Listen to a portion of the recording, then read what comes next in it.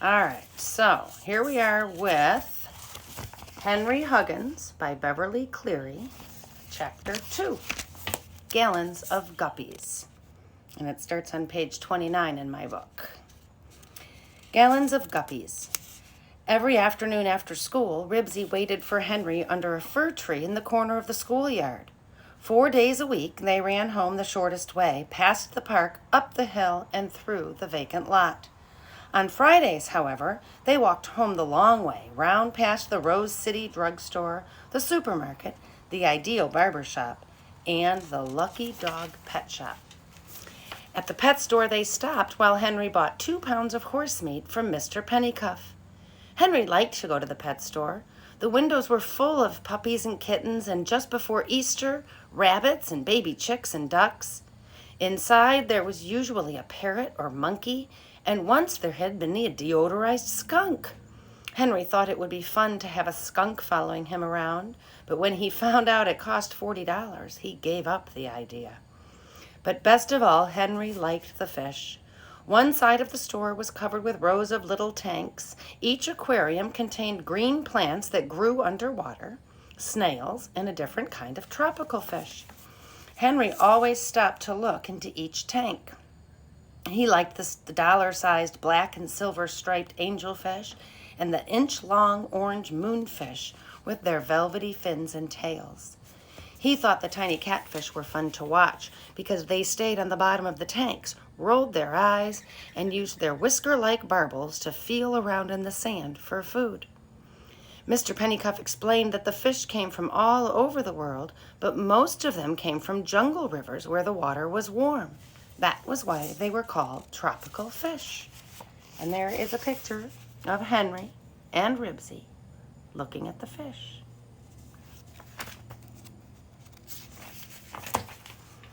One Friday, when Henry went to the pet store, he saw a sign that read, "Special offer.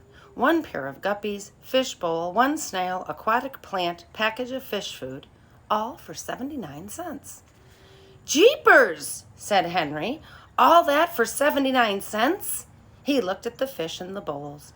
Each bowl held 1 plain silvery gray fish, almost 2 inches long, and 1 smaller fish with all the colors of the rainbow. "That really is a bargain." "It certainly is," agreed Mr. Pennycuff. "Shall I wrap up a pair for you?" Henry felt around in his pocket. The silver dollar his grandfather had given him was still there. He watched the little rainbow fish chase the silvery fish and decided he had to have a pair of guppies. After all, it was his very own money he was spending. He would keep them on the dresser in his room. They would just stay in his room and swim quietly around in their bowl. He didn't see how his mother could object to 2 quiet little fish that didn't bark or track in mud or anything. "I'll take a pair," Henry told Mr. Pennycuff, and watched him fasten waxed paper around the top of the bowl with a rubber band and put it into a bag.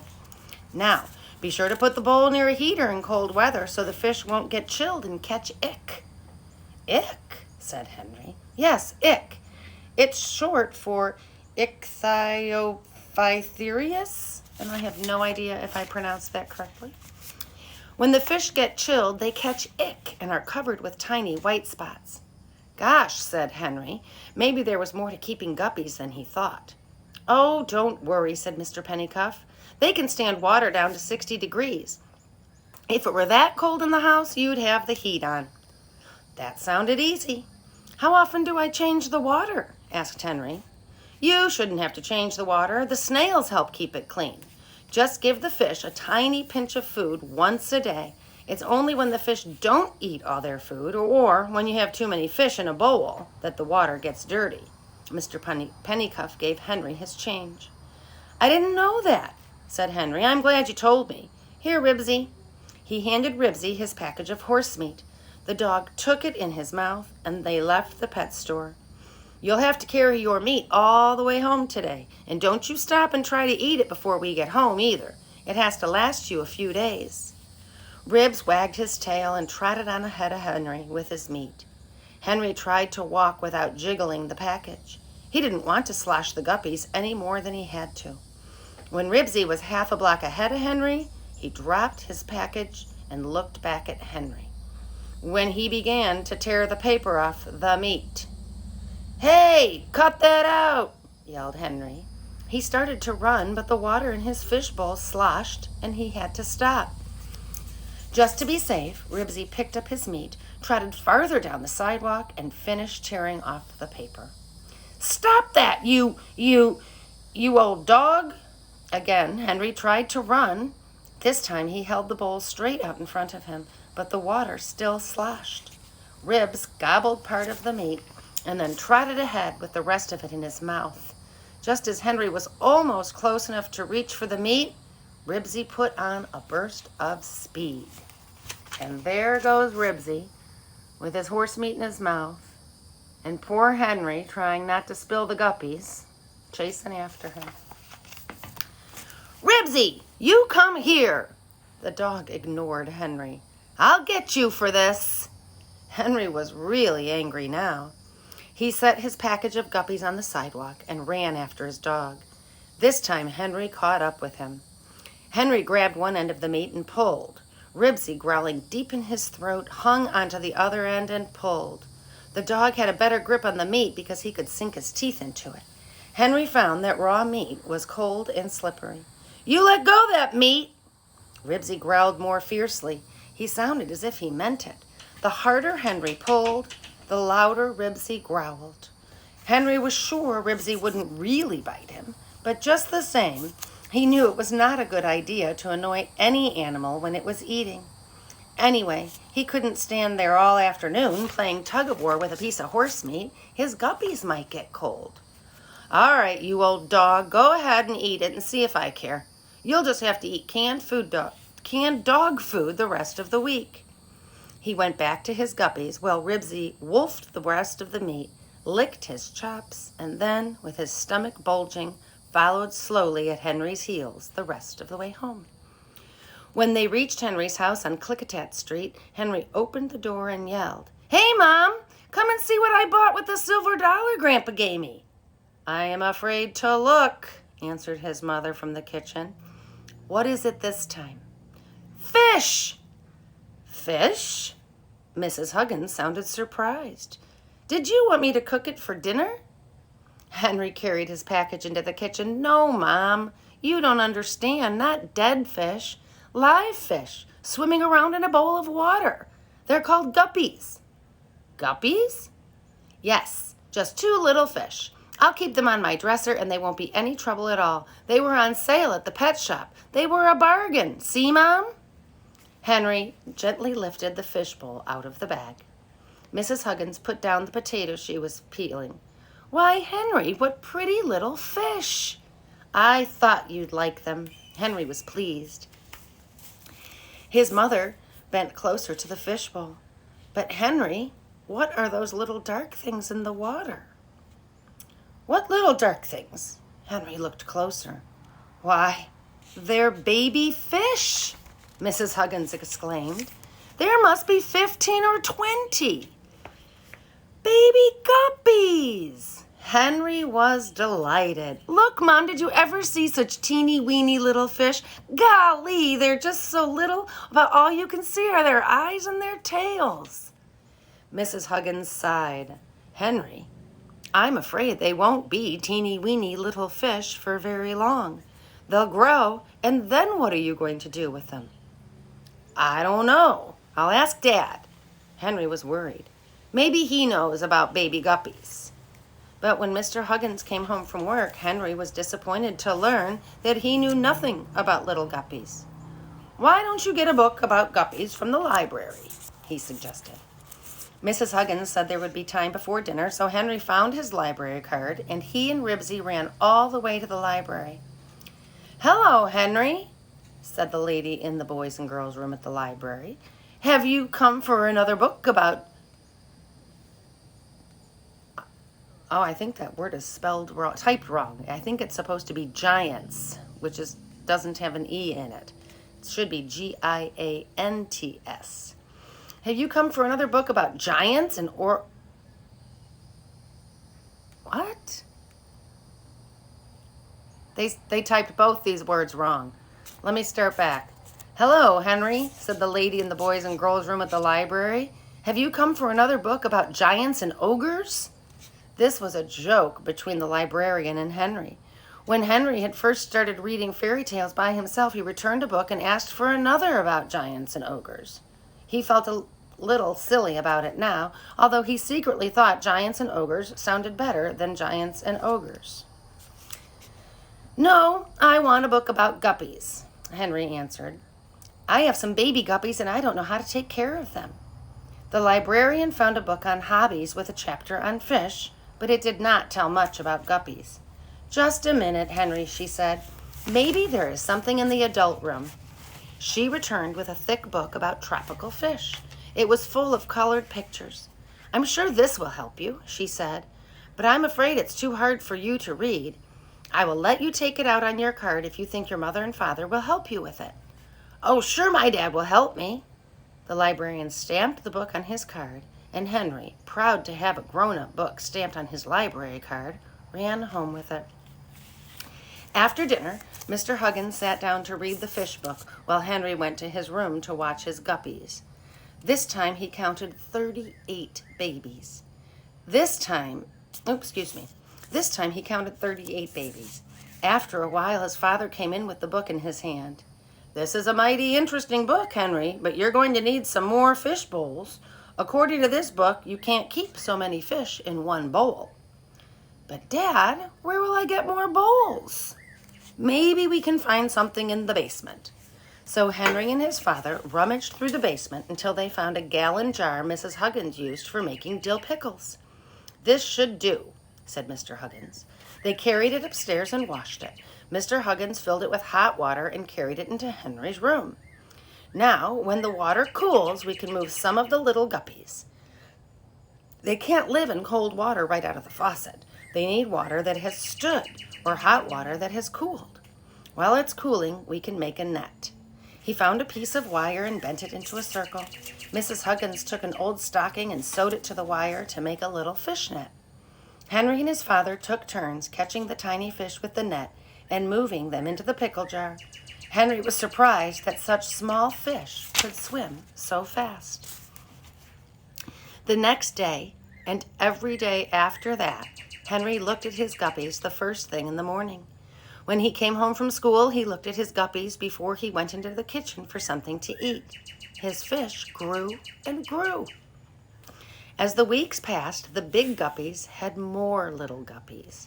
The little guppies grew up to be big guppies and had little guppies of their own. Henry had hundreds of guppies. He couldn't find any more pickle jars, so he started using his mother's quart fruit jars. He couldn't keep many fish in a quart of water. Henry had jars on his dresser. He had them on the table by his bed. He put jars on the floor all around the edge of his room. When he had one row of jars all the way around the floor, he started another row. "Goodness, Henry," his mother said, "pretty soon you won't be able to walk in here." "If you keep all your guppies," said his father, "by the end of the year, you'll have over 1,000,000 fish in your bedroom." "Golly," said Henry, "1,000,000 fish in my bedroom?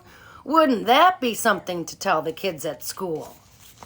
And there is Henry, and of course Ribsy, and all the jars with the fish. Oh, that's a lot of fish.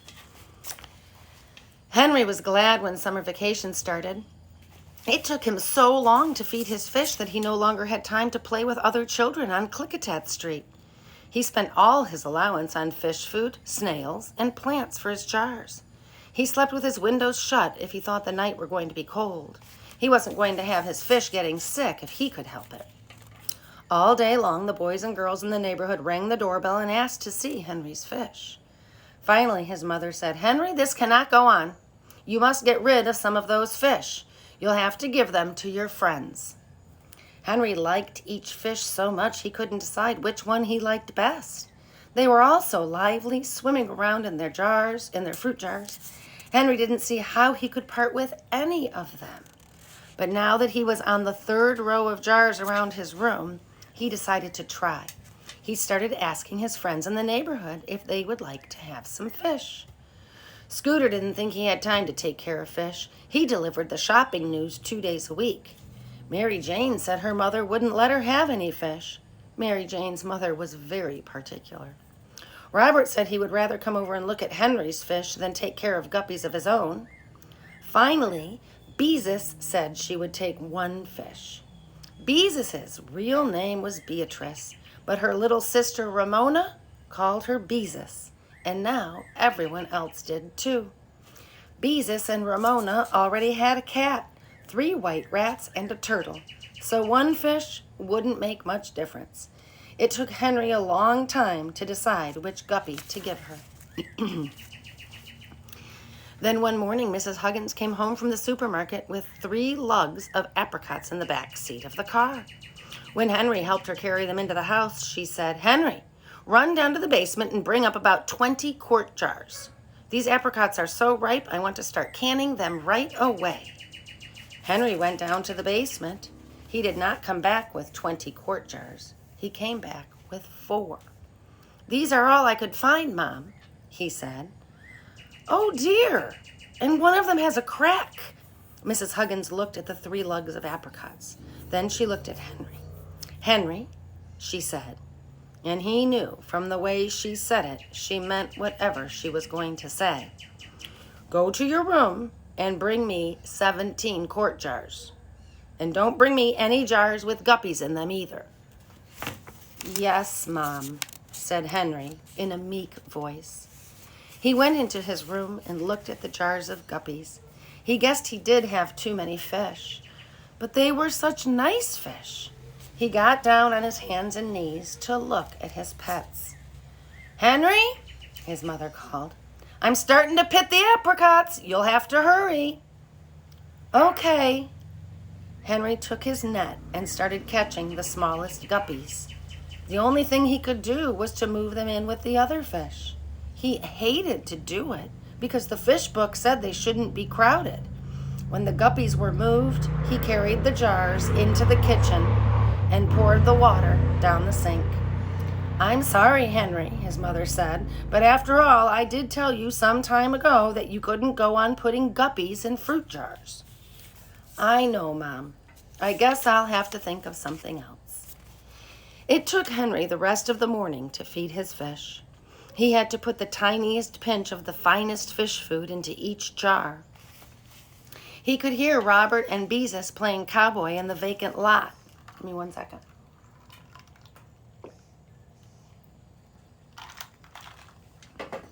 Sorry.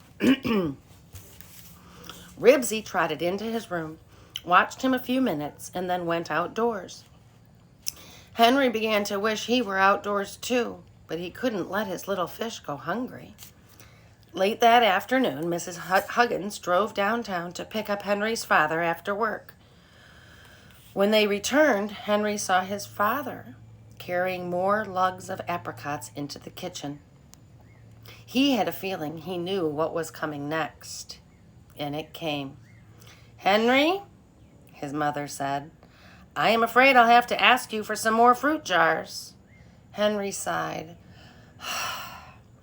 "I guess I'll have to double them up some more." He started to go to his room and then turned back. "So, Mom, are you going to can anything besides apricots this year?" "Yes, tomatoes and pears. And I thought we might go out to Mount Hood and pick huckleberries. You like huckleberry pie during the winter, don't you?" Henry certainly did like huckleberry pie.